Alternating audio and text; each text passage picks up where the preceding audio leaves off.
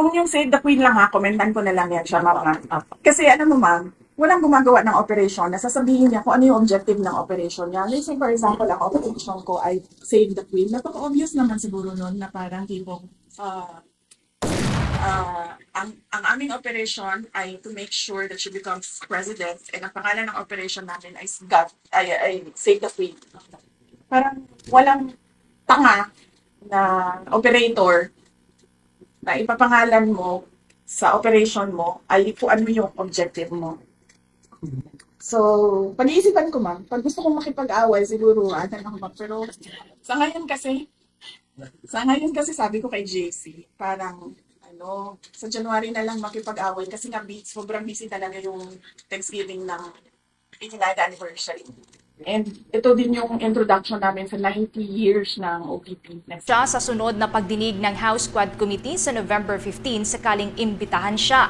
Nagugat naman ang issue sa umano'y Save the Queen plot matapos ang revelasyon ni dating Bureau of Customs Intelligence Officer Jimmy Guban sa pagdinig ng House Quad Committee noong nakalipas na linggo kung saan ibinunyag niyang ang mga pagpatay na ginagawa ng tinawag na Davao Mafia ay para isave ang Queen para maging sunod na Pangulo.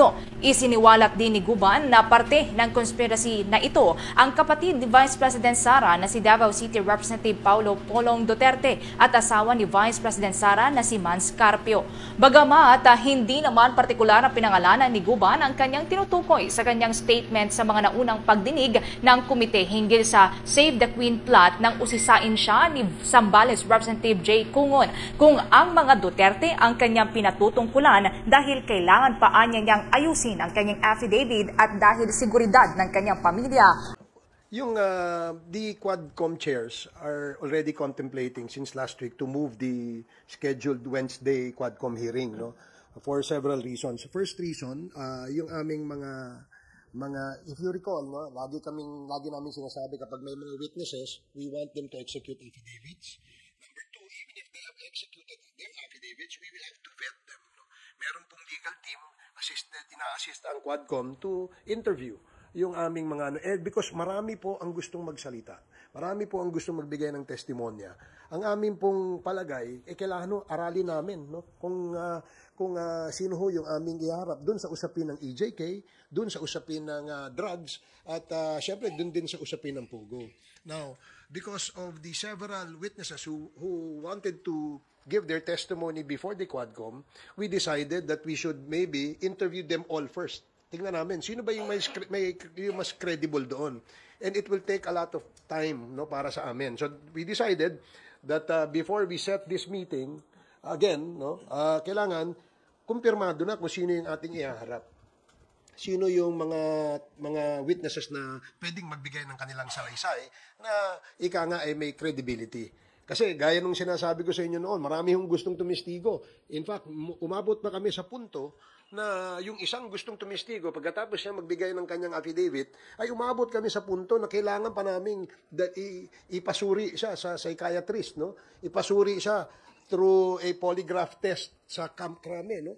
Para malaman namin kung ito ba yung nagsasabi ng totoo. Hindi ho madali, no, magpresenta ng witnesses. Kaya napag-usapan nga namin, kagaya ho kahapon ng hapon, na-decide na ho namin na i-cancel yung aming meeting supposedly for tomorrow, ngayong Wednesday, November 13, to give us more time hanggang next Thursday to interview, to set up our agenda, at tapusin po lahat ng pwede naming ma-interview. That is the reason why we had to cancel. Actually, 2 days ago, nag-decide na kami dyan eh. A week ago pa, pinag-uusapan na natin, Chairman. And then suddenly, kahapon parang last night, parang nakakita tayo na attend na raw sila. And ang problem natin dyan, we have already notified yung mga research persons, especially yung mga galing sa Cebu, yung mga victims. And at the same time, meron po kami binibet na galing sa Isabela and I think one also from the north.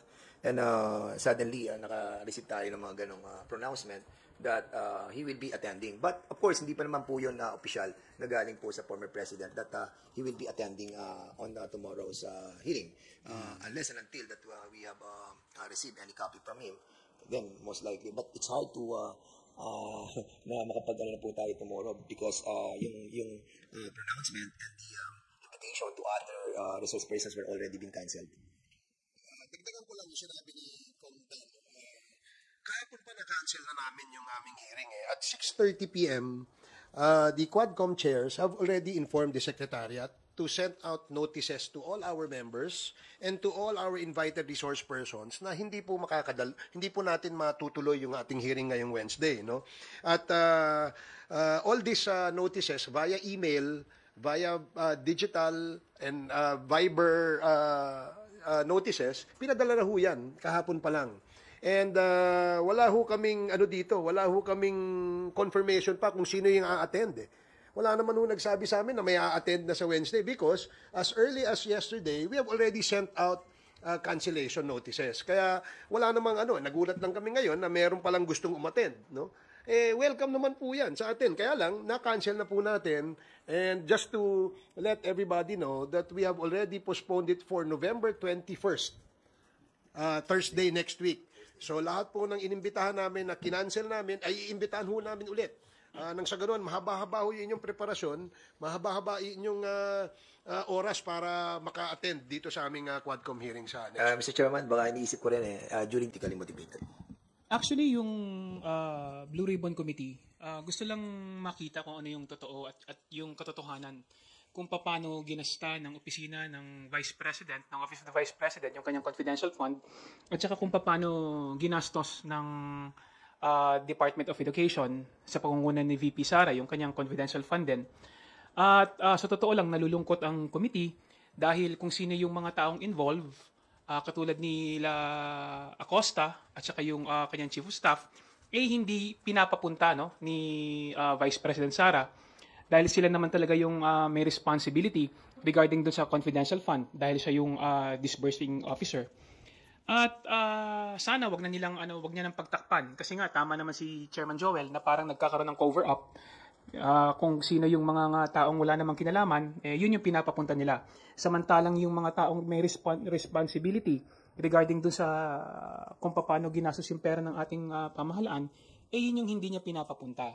Plus yung sinasabi niya na hindi daw totoo yung mga resibo na ipinapakita, na ipinakita sa committee, galing mismo sa galing mismo sa Commission on Audit yun, Commission on Audit yung nagbigay sa committee, kaya hindi po pwedeng sabihin ni VP Sara na peke yun.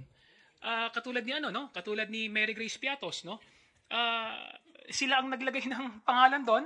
Alam naman natin na hindi totoo yun. Gawa-gawa na lamang nila yun. So, kailangan harapin nila yung responsibilidad sa kung ano yung ginawa nila at kung paano nila niliquidate yung paggamit ng kanilang confidential fund. Siguro, hindi nila akalain na scrutinize masyado yung kanilang pag-liquidate, kaya ganun na lang yung ginawa nila. Tandaan natin, pera yan ng gobyerno, pera yan ng mamamayan, kailangan merong transparency at kailangan may accountability. And VP Sara should be accountable kung ano yung ginawa nila sa Office of the Vice President patungkol sa confidential fund at saka bilang Secretary ng Department of Education sa confidential fund ng DepEd. To add lang po siguro, on the first part of the question, yung politically motivated, I think our colleagues mentioned it already pretty well. Kung maalala po natin, we've already wanted to discuss yung CIF funds nung sa budget appropriation hearings pa lang. At that time, sinabi na po nila, politically motivated, not the right venue. Ngayon na meron committee with the proper jurisdiction, sasabihin na politically motivated na naman, baka not the proper venue, hindi raw in aid of legislation. So when would be the right time to talk about the misuse of confidential intelligence funds? I don't think it would be fair to demean the committee by saying po na politically motivated po ito. It takes away the truth of the matter na ang hinanap po natin ay transparency and accountability. Now with that said po, on the second question, wala pong wrongdoing yung OVP. Evidence would suggest otherwise, I think. This is not to prejudge the case, but despite the Vice President refusing to take her oath, despite the refusal to appear on behalf of some OVP officials, despite the refusal to cooperate, lumalabas pa rin po yung katotohanan. Through documentary evidence and through testimony of other witnesses, nakita po natin parang to the extent of the compartmentalization, ng utilization ng CIF, nakita po natin the way that the office has operated. And to say that there's no wrongdoing, I'm not sure. I could be mistaken, but in the history of our republic, I don't think the COA has ever flagged yet a national agency for misuse of confidential and intelligence funds, this would be the first time. The mere fact na may red flag, yun po yung naging cause ng committee hearing na to. So it begs the question, yung nakikita natin ngayon sa mga witnesses and resource persons, sa documentary evidence, is there a modus operandi being conducted within the office? Yun po yung gusto namin malaman at parang yun po yung nakikita natin. And we still hope we extend that invitation. Sana po mag-attend yung mga invited resource persons at mag-cooperate for the sake na po na maging transparent na po sila. Yun lang po. Ako naman, susugan ko lang yung sinabi ni Kong Rog, no, na ang mandato ho ng committee ito ay i-determine yung accountability ng public officers. In fact, it is very clear in the rules, no, na kung merong malfeasance, misfeasance, and non-feasance committed by any public official, then it is the mandate and it is the duty of this committee to initiate investigation. Now, we're not saying guilty ang mga taong naimbestigahan dito. Kaya nga kailangan makita kung ano ba yung mga dokumento that will prove otherwise, no? That there was no malfeasance, misfeasance, or non-feasance. But kung hindi ho natin matutumbok, no, yung usapin tungkol dyan sa mga nakumit na mga then it will leave a big question mark on the minds and on the thoughts of our Filipino people. Kaya nga kailangan sana matapos natin ito, mabigyan natin to ng closure. Nang sa ganon ay kung meron man na mga public officers that will be held accountable, then meron po tayong mga batas tungkol dyan. Follow-up lang po, one follow-up lang. Sabi po ni VP, yung ibang officials ng OVP, busy raw po na